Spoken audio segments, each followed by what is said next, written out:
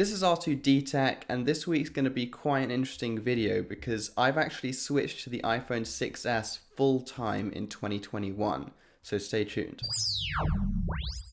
Okay, so as some of you might know, I've been a major Android fan for the last few years, and the only reason I switched to the iPhone 6s, honestly, is that I broke my OnePlus 6 by accidentally smashing it pretty hard.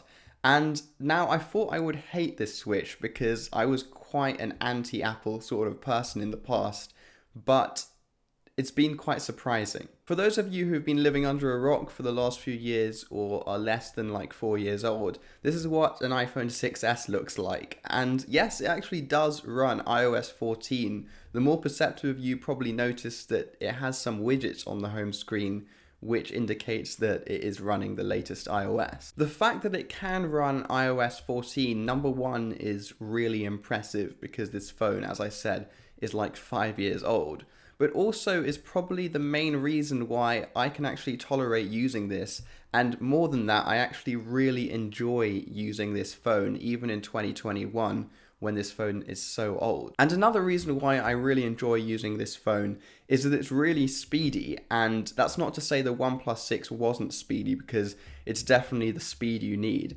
If you got that reference, you're a true Android fan. Well done.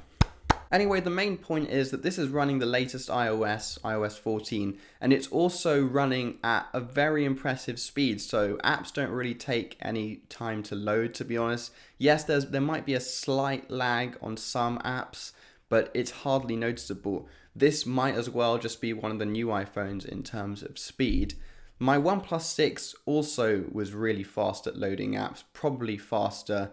In fact, definitely a tiny bit faster. The point is though that there's normally three main reasons why you would feel the need to upgrade or not be satisfied with your smartphone. The first of that is definitely battery life. If your battery life is really bad, then you're definitely going to feel the need to upgrade just because it's inconvenient.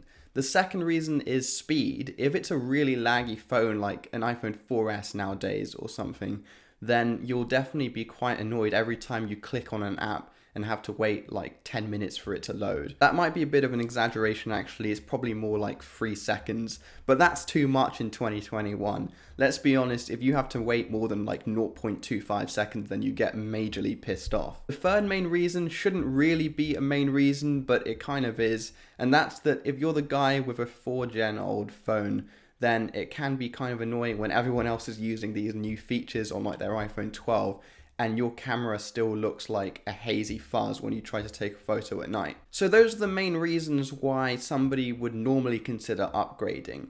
What I will say is the battery life on this iPhone 6s when I bought it, because I bought it secondhand, was absolutely appalling. But I did get it replaced for like £15 in a shop, and now it's actually been pretty amazing since I did that. I've had it for almost 1.5 months since I did the battery upgrade, or it might even be 2 months now, and every day I get to the end of the day with at least 25 or 30% charge, and that's with this Apple Watch connected to it, so that's pretty impressive for such an old device. As I said, the speed is really good. Software, that's another main reason which I should have added in. If you can't upgrade to the latest software, that can be really annoying, but since you can on this, it's actually been pretty nice. What I will say though is that it seems that Apple might not be upgrading this particular device, the 6s, anymore after the end of this year. And if that's the case, then it's definitely worth considering getting a later phone like the iPhone 7 or above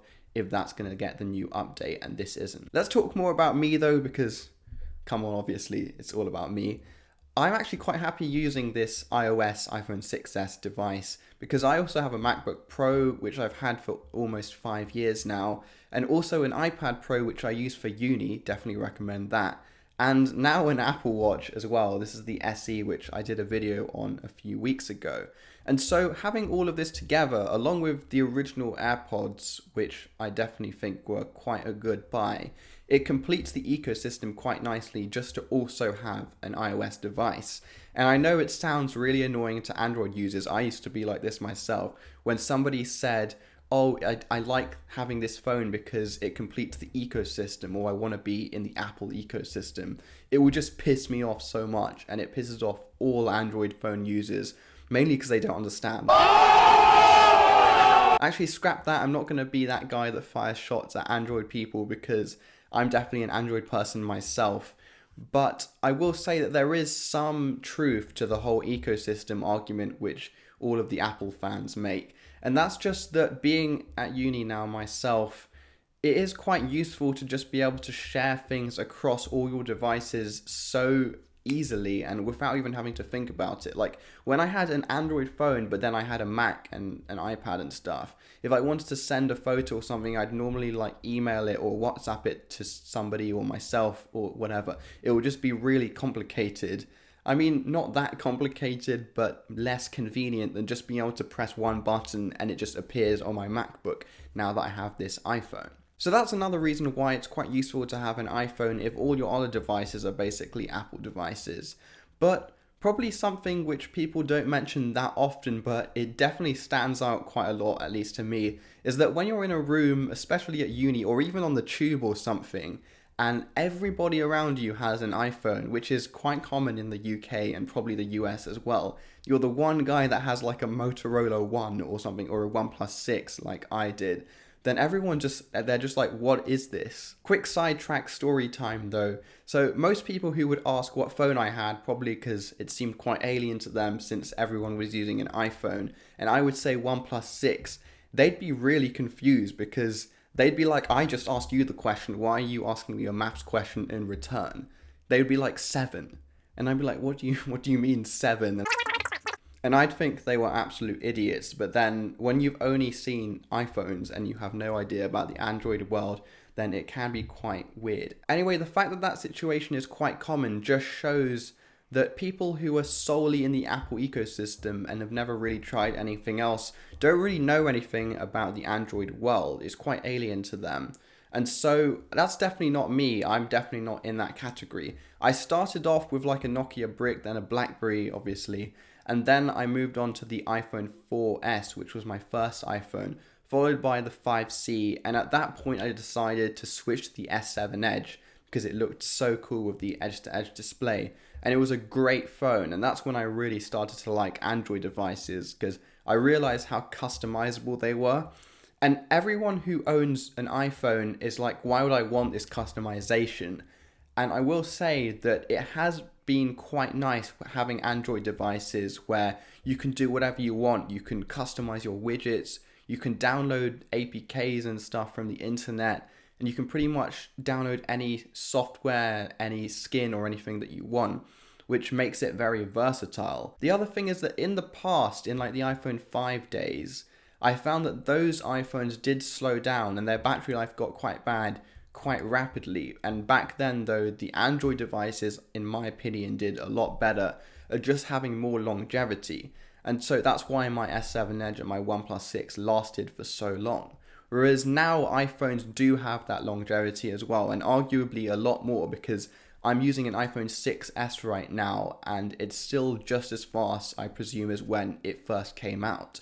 And even compared to the new iPhones, it's still really fast as well. That's one thing that Apple does really well nowadays, which is kind of guaranteeing the longevity of your iPhone, because they promise 5 years of software updates, which is why this phone is 5 years old and it's still running the latest software. But one thing that I will say about Android devices is that even if they guarantee software updates for a few years, like Apple do with their devices, once your phone isn't the newest one anymore, it takes a really long time before you get that latest software when it's released, which can be quite annoying. So I was waiting for the latest software on my Android OnePlus 6 device for like 1.5 years, and then by the time you get it on your Android device, the new software is already out, and then it takes another 1.5 years before you get that one. So you're always quite far behind once your device isn't the newest one.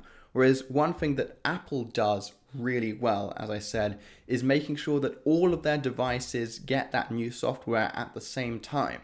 So once iOS 14 came out, I got it straight away on this iPhone 6S, just at the same time as everyone who has like the iPhone 11 or 12 got it at the same time as me. Which, if you think about it, makes this phone seem quite new. It doesn't feel old to me because I'm not lagging behind everyone else. The main obvious downside of using such an old device like this in 2021, for me at least, is the camera, which is not that good. I'm not going to lie, it's pretty rubbish actually. During the day, it's passable, so it's not that noisy. But if you try and take a photo at night, it's just not going to work. You're going to get absolute rubbish. Whereas the new Android devices or even the new iPhones have all of those really smart AI algorithms which can enhance your photos at night using that night sight mode or whatever they call it nowadays, and they just look spectacular even at night.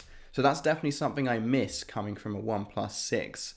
But the new iPhones, as I said, they also have these features now. Now I'm going to jump back onto the Android train for 1 second and say what I like most about using an Android device or just being in the Android ecosystem.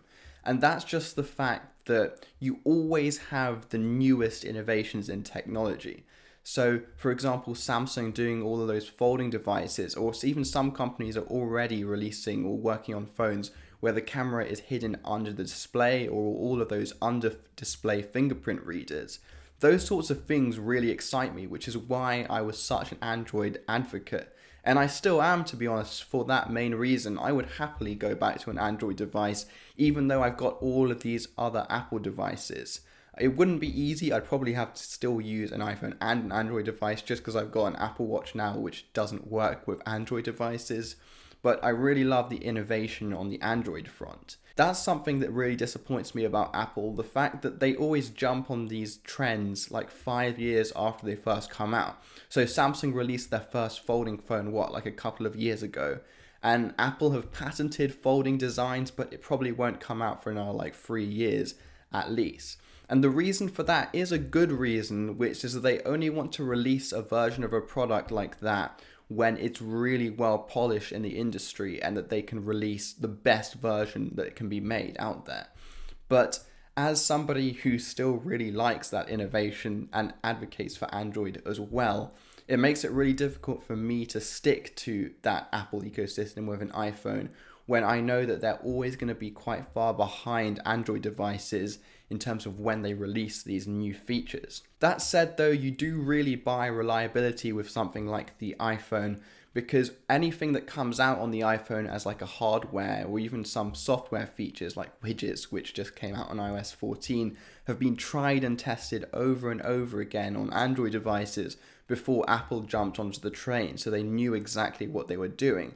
And for that reason, I'm also quite a big fan of Apple devices now. Probably the main thing on the iOS front, which I'm never really going to jump onto, or at least I don't think I am at the moment, is the iCloud sort of ecosystem. So at the moment, even though all my devices are Android, I still use only Google services for backing up my photos and documents. So I use Google Drive for all my documents and Google Photos for all my photos. And that's just because you can get Google Photos and Google Drive on the iPhone along with Android devices and computers. So that means that if I decide I want to switch to an Android device, I can do that in the flip of a switch. I don't have to think about it because all my files are on the cloud, which is on my iPhone, which is on any Android device. Whereas if I were to convert that to iCloud, then I'd really be stuck in the Apple ecosystem, because if I got an Android device, it would be quite a challenge to move all of that information, all of those photos away from iCloud and onto something like Google Drive. They don't really make it easy.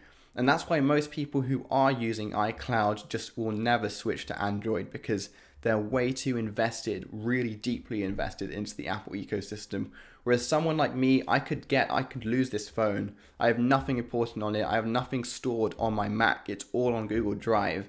So getting a new device or a new software like Android is definitely not an issue for me. And I always want to keep it that way. So if I decide that I want to get like a Z Fold 4 or something when it's a lot cheaper, then I want to be able to do that. Okay, so hopefully I've laid out both sides of the argument and why I'm perfectly happy using an iPhone like this in 2021. Even though I still really like Android and I could definitely easily switch back to Android in the future. And just to be clear, the moment Android's ecosystem strengthens up a bit more and they release things like AirDrop on Android, which work really well, and another thing, they release better wearable devices with an improved version of Wear OS, then I could easily be back on the Android train with zero thought. Anyway, so that's it for this week. I hope you enjoyed the video. It's definitely quite a controversial topic, so try and keep the comment section as clean as possible, please. But if you did like the video, then smash that like button and also hit the subscribe button and notification bell below.